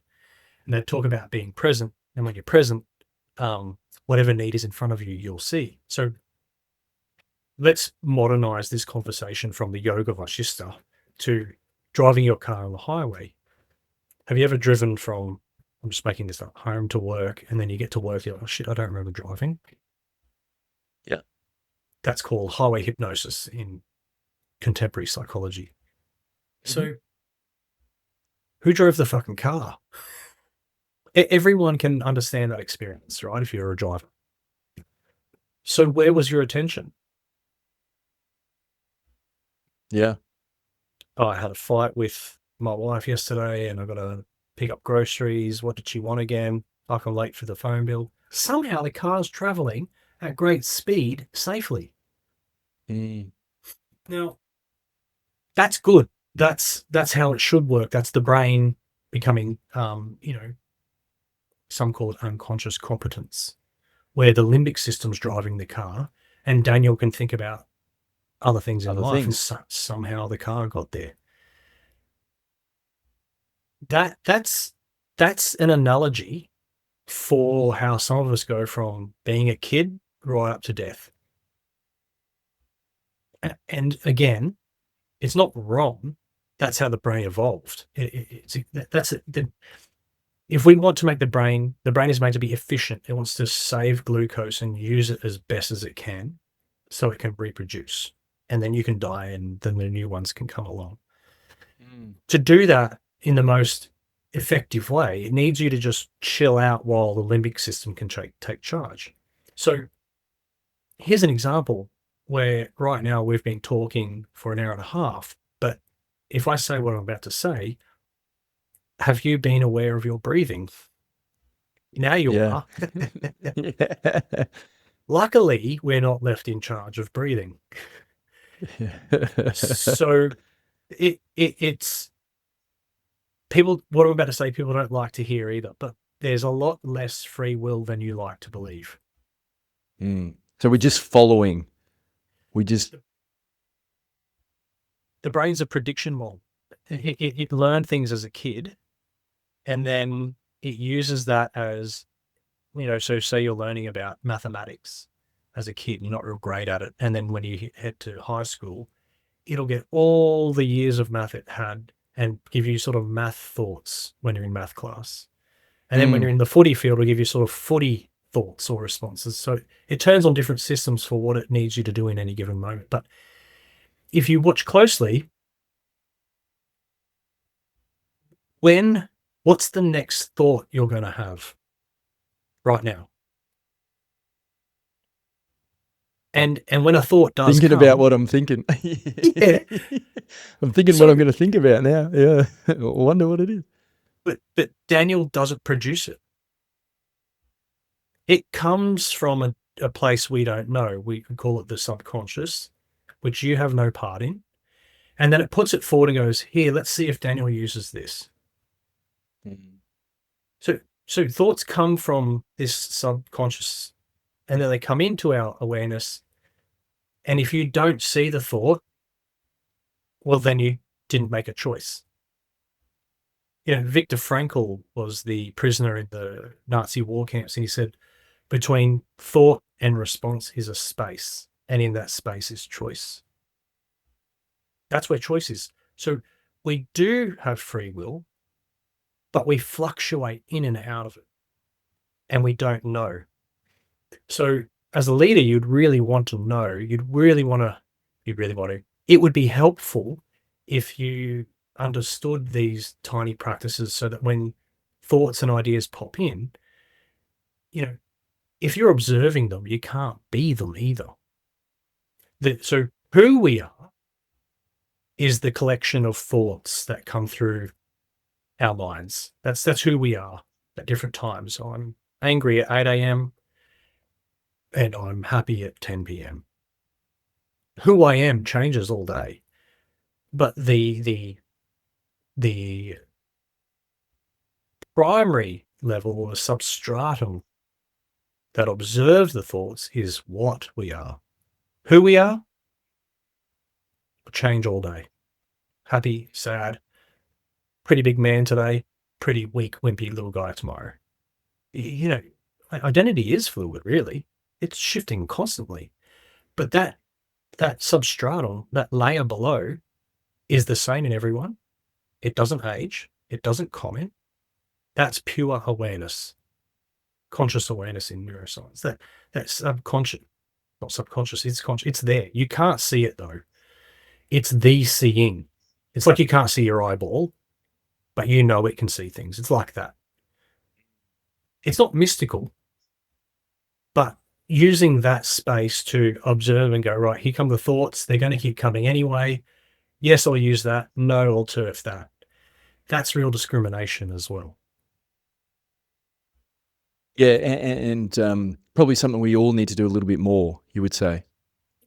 100%. All of us. I mean, look, who cares about, I don't know, who cares about work for a minute? What about your life? You know, so one of the regrets of the dying is that they were sort of in highway hypnosis for the whole journey. So they got to their deathbed and they're like, oh shit, I had the ability to see more of the journey, but I chose to be stuck up here in my cubby house thinking about all the worries in the world that actually never manifest anyway. You know, so it does matter to everyone to come back to it. And I think with the raging politics in the world at the moment, why not tap into that and interrogate your own ideas about what you think is real and what isn't real? Think for yourself. Well, it will think for you, yeah, but the you, the core of who you are, that substratum you, is the referee who decides to go, yes, I'll take that, or no, I'll leave it. So yeah, think for yourself. And Yeah. the other interesting thing, if you look at it, and I was trying to think about a way to describe this as clear as I can, because this took me years to understand. You go watch a sunset and then you have a sense of awe, right? Mhm. When you went to the sunset, you didn't go, okay, there's a sunset up there. It looks pretty good. I'm going to flick my fingers and feel awe in a minute. You don't do that. Somehow, your senses get jolted into seeing something beautiful on your behalf again. You don't choose to do this. And then there's this beautiful feeling through the body, like, oh, that's awe. And then it quickly gets covered up. And then Daniel comes back and goes, that was awe. I said, oh, that was awe. That feeling was amazing. And now the awe's gone. But if you notice it, well, the ancients would say that moment where there was just awe, there was no Daniel. Does that make sense? It does, yeah. Yeah, I'm following. And then about a millisecond later, boom, Daniel's back. And he goes, oh, that was awe. So Daniel didn't manufacture awe. Awe came because the environment saw a need for it. Empathy comes up the same way. There's a gap, and then there's a feeling, and then you go, oh, that was empathy. So there's real emotion, and then there's like forced emotion, which I used to get in the clinic. They're like, oh, you need to be more empathetic. I'm like, yeah, but I can't manufacture it. If a person in front of me, if I'm present, as in there's not much thinking going on, and the person, let's say, well, the situation is probably better, the situation needs empathy, I'm confident it will come out as pure empathy. It was much different empathy than Kieran's version of empathy, if that makes sense. So I think that there's a real practical place for this in workplaces, in families, in relationships.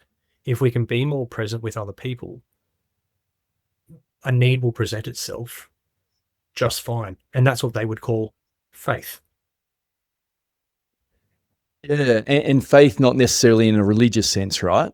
Could be, but yeah. Well, it's faith that you're going to keep breathing right now, but you're not thinking about it.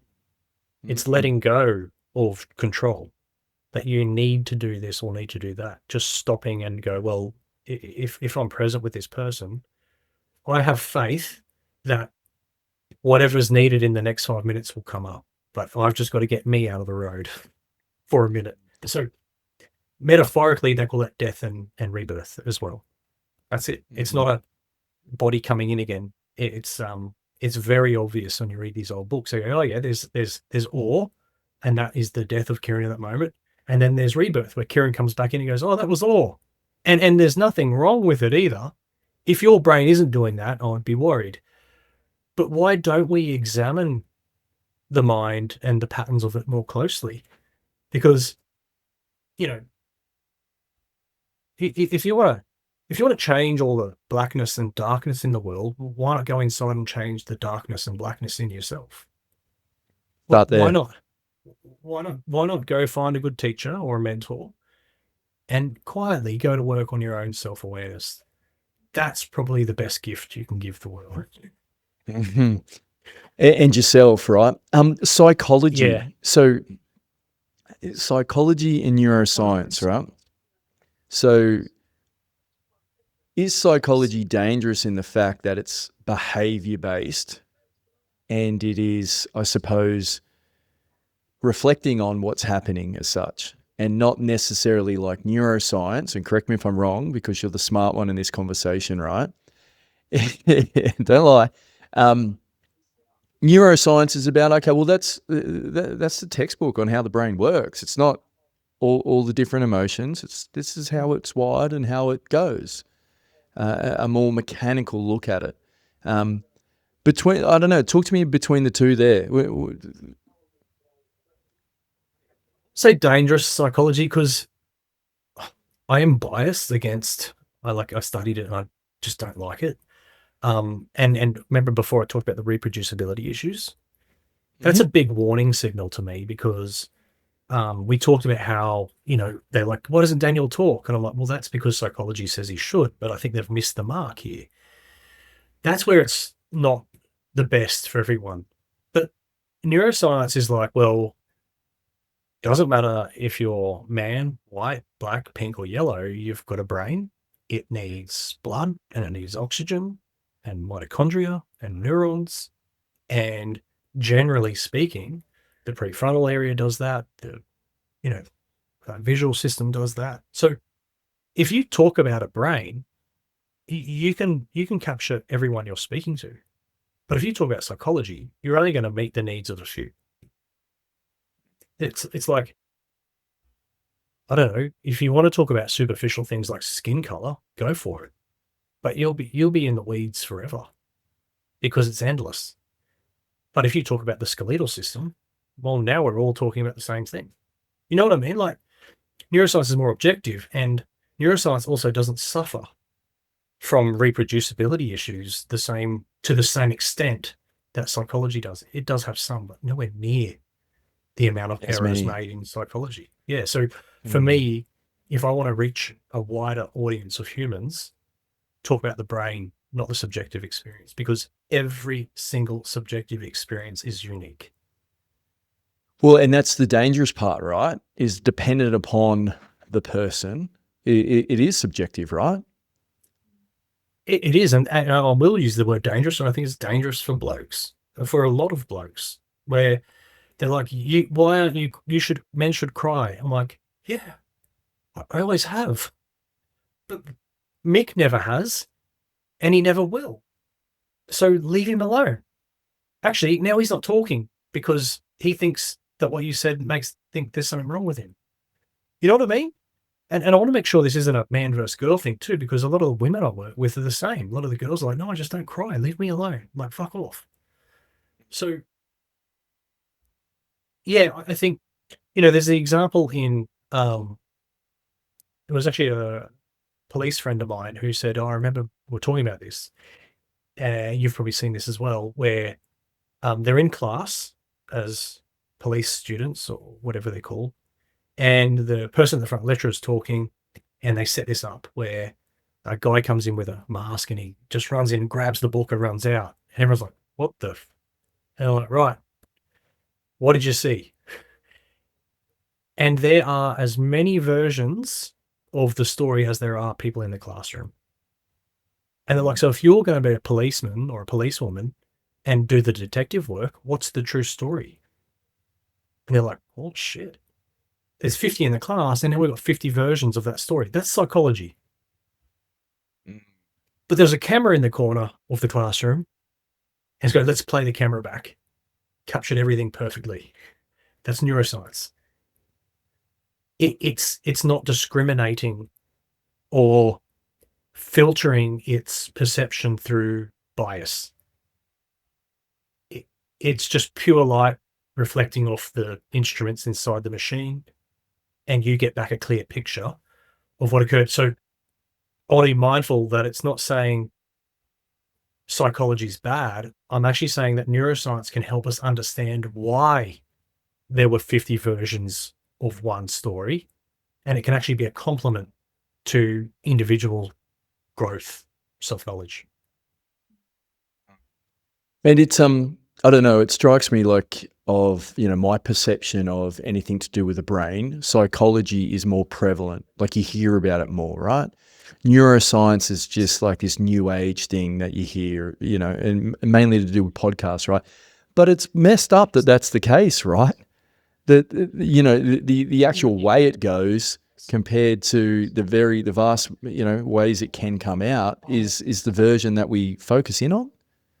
That's the starting point. We've got it backwards, right? Exactly. Why not start with the source of psychology? The brain creates Deal with the root psychology. cause. Go to the source. Like, why not? You couldn't have said it better, mate. And but when I would talk like this with psychologists, and when I talk like this with neuroscientists, and when I talk like this with sociologists, they'll go, yeah, but no, my version. And I'm like, no, why don't we make it our version? Versions. Why don't we combine it? Why are you so opposed to an objective lens measuring parts of the brain and then showing you that behavior can be different in different cohorts because of the biology of evolution? Why are you cherry picking the good neuroscience and putting it in your podcast, but not showing you the dark things like how little free will we can have? And then there are real implications, right? Like, what about when someone does something bad and they go to court and they go, oh, it's his brain. I didn't do it, my brain did it. And so you'll go to some universities now have a course called neuroscience and the law. And let me give you a quick example of a real story Yeah. from a man in Brisbane. Couple were married and they've been married for a while, and his wife saw him on the internet looking at unsavory underage nudity. Obviously, alarm bells went off for her, and she didn't know what to do. The next day, I'm butchering this, but the gist you'll get. He goes, I'll be getting these headaches. Come with me wife to the GP. The GP said, go have a brain scan. They found a tumor. I think it was on the amygdala, sort of around that fight-flight area, governing switch, let's say. So he went and had surgery, and they removed this tumor, and his lust for that unsavory underage porn disappeared. Get this. She found him about 3 months later looking at unsavory child porn again. And she grabbed him by the scruff of the neck and went straight to the neurosurgeon, and the tumor had started growing back. They removed it 20 years ago. He's good. Like, what was that? And do we put him in prison for... I don't know the answer here, by the way, and I'm definitely not Advocating for one side or the other. No, God, no. It's an awful thing, which affected me and my family personally. So I'm very sensitive to it. But what I'm saying is, can we have a uncomfortable discussion about some of the biology in us that can be quite unsavory? And in this case was an extreme example of someone's desires and intentions were governed by a tumor. So my version of this is that, yes, he needs to be locked up and put away while he's doing what he's doing, because it's wrong. But if we remove it and also the behavior goes with it, well, then is there an argument that it's rehabilitated and the person can be good again? Because they are actually out in the community now and moral and well-to-do. Crazy, hey? It's crazy. If anyone wants to know more about that, there's a book called Incognito by neuroscientist David Eagleman, and he's brilliant. Yeah, it's crazy. Mate, the stuff that you do now, the research work that you do. Yeah, sort of going back to like the whole big story about abuse in the Defence Force and getting rid of bad people, I look into that now, and I'm guided by my professor, who's an absolute legend. He was a veteran himself, infantry in the 80s and 90s, and had his own really bad experience. I hate to say this bit, but whatever happened to him, I'm sorry for, but Jesus made him a good bloke. Like it's didn't make him a good bloke.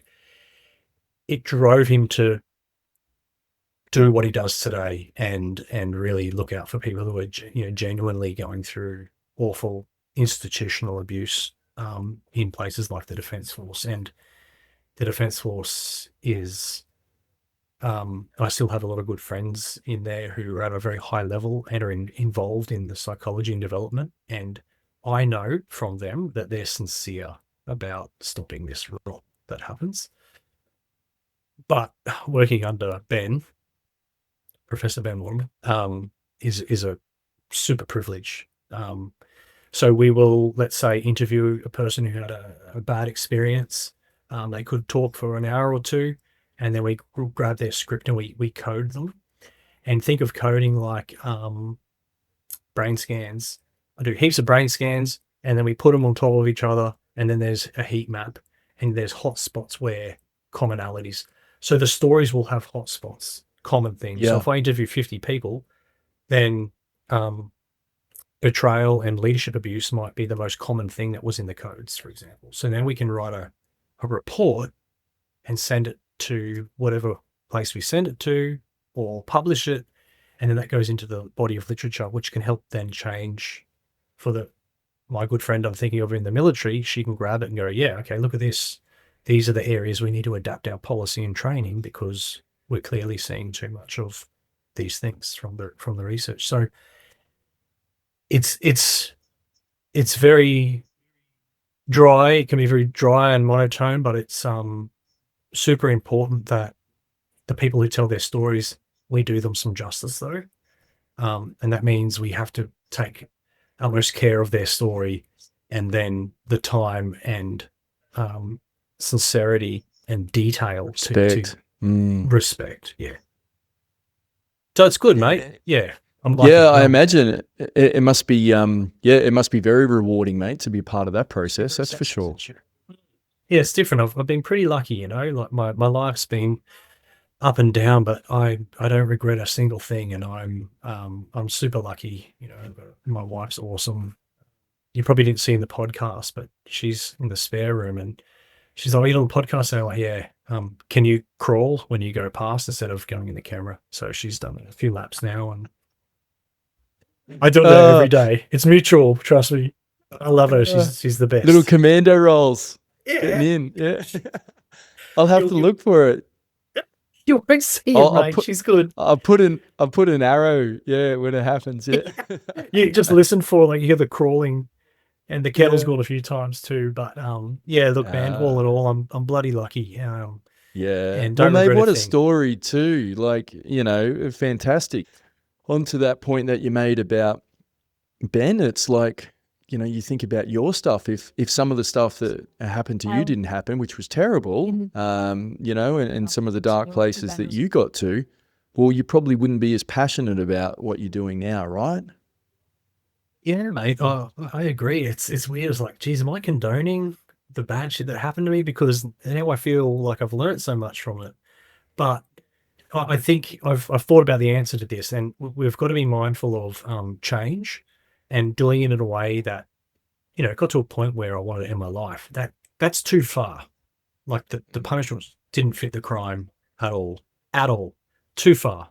But maybe we've got to come back a bit. I think society's sort of doing these polarizing shifts where we're just like really bad and brutal. We've got to be really soft and gentle. No, we've got to find a middle point, which isn't brutal and which isn't passive either. We've got to find a place where there's actually a graph where moderate stress is good for the brain. Kicking back with your feet up, eating Doritos and drinking beer, which is my safe space, by the way, and YouTube. I know that when I do that, it's deleterious to growing wise and thinking smart. But I also am aware I need rest. But then, like you get guys in football or army and they'll just train until they break their legs. And you're like, that's too much though. Balance. That's it. Mm, If yeah. you're the key to balance, look at that beautiful. I'm going back to the Taoist yin and yang symbol.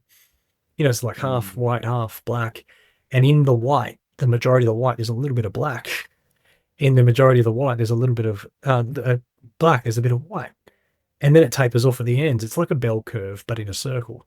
And mm, there's ends to the thing, but there's a piece of both of us in both sides. And if you take the cap of the head off and look down at cranial section, the left and right lobes complement each other like that. It's like yeah. the left feeds the right and the right feeds the left. The right visual field has left in it and the left visual field has right in it. The vision comes in upside down and gets spun around and then put back. Everything is in that symbol. But what we tend to do is we react to the yin or the yang. Look at the line in the middle. That's where you should be. And it's not straight. It's not. It's funny. I find being older, like getting Yeah. older, is like I look at things like that when you're a kid and go, "Oh, what's all that voodoo about?" Yeah. This is stupid. All these Yeah. hippies and stuff like that. And simple things, just like walking around now. Like you'd see old people walking around with their hands behind their back. Wow. And I'm there doing it this morning. I'm like, "Oy, what's going on here?" The But museum walk. like, Yeah. yeah, correct. But just taking it in. Yeah. To walking head up instead of head down, going places, That's- just taking some time, which is I really love that about getting older, understanding stuff a lot more that has always been there, and not being so judgmental about things. So Yeah. It's funny too because the Buddhists, I can't remember like the Dharmic cycle or something like that. But anyway, it follows the brain, the pattern of growth. So you come into the world. They say when you're born, you cry and everyone smiles, and then when you die, you smile and everyone cries. And I love their perspectives on things. But in this Dharmic circle, it follows the brain. So the brain, you come in ignorant. It's the clean canvas. But you grow into ignorance through your teen years. And that follows the development of the prefrontal cortex, surging testosterone and estrogen, sex drive. And so you come in like zero and enlightened, you become ignorant. And then, like you're saying now I'm getting to a stage where I'm like starting to go, hey, wait a minute. I want to be more like a baby again. I'm enlightened and dead. Like it's, and it follows the pattern of you put it on a graph, the brain changing as well. It's really lovely the way it follows again that yin and yang symbol. But you're right, those simple things. I mean, the literature and the data and the research on our what this does to the development of our brains at the moment is shocking. So yeah, putting that down and just I remember after the trauma had settled, I suppose, and I started to be more present, literally, and not mystical or spirit. I hate spiritual religion, whatever. Just literally, practically present. I was walking down the road, you see a crack with some in the concrete with some ants crawling in it, and then a flower next to it. And I'm like smiling, like this is awesome. I'm like, oh shit, what's happening? I'm in Sydney. Don't do that. You go back to that like being a 4-year-old again. It was lovely. And yeah. No, well, it's mate. Like I suppose the amazing thing there is just getting through what you got through, and you're at the point now where not just for your own benefit, but for the benefit of others with the work that you've done over the last sort of 10 to 12 years, which is something you should be very proud of, mate. And it's not about patting you on your back, but just being honest. It's an area that academically, but most importantly, life skill wise, both from what you've experienced. And you're growing up and in the military, it's it's got you into this well-rounded person that can speak very intelligently on this stuff, not academically, intelligently on this stuff, which is a breath of fresh air. Remind you, this is podcast Kieran, not pub Kieran. So it's. That could be in the next episode, mate. I love having a we beer get and the yin talking and the smack. yang. Yeah. Yeah. But Hey, thank you, got to mate. embrace it, Toohey. Yeah, man, absolutely. I still like saying fuck watching footy and drinking beer. Trust me, like I don't need to braid my hair or wear beads to be present. You know, in fact, I'm enjoying beers and footy more than I ever have. And back at you though, you know, like I remember when you started this Lead 'Em All podcast and the coaching and that, I'm like, yes, like not a better person in my mind, and hence why I'm so easily said yes to coming on here and seeing a mate I've known since I was little. So back at you, brother. Appreciate you. No, I appreciate you, mate. It's I don't know, you see all the social media stuff and you see the podcast and stuff, and it's like, I remember us having a chat like, 2 years ago just on Messenger or something, and so I don't want to do that. Leadership's a doing thing, it's not a talking about thing, like we're, all that sort of stuff. But again, you challenge your thoughts and your beliefs, and hey, are you fearful just of looking like someone else, or are you doing it for other motives, and if your motives are pure, well, that stuff will look after itself, and you shouldn't worry about, what people view you as, that's on them, not you. So, but no, it's fantastic to talk to you, mate, and understand everything that you've been going through and what you do. And, you'll have to pass on your best to your mum and dad for me. I think they're the real superheroes here. 12 kids, and getting through all that with, without any deaths or anything like that, mate, I think is an amazing feat. I've got 3, and I don't know, how long I can last some days, but 12, my goodness. You might have been with us, like, I don't know, we caught like a 6-foot brown snake and we're like bare feet, 5-year-olds. It's like, what? I saw a photo like just a couple of weeks ago. I'm like, oh yeah, how didn't we die? Anyway, we lived somehow. Appreciate you, brother. It's amazing. Yeah, appreciate you, mate. Thank you so much. Easy, DG. You.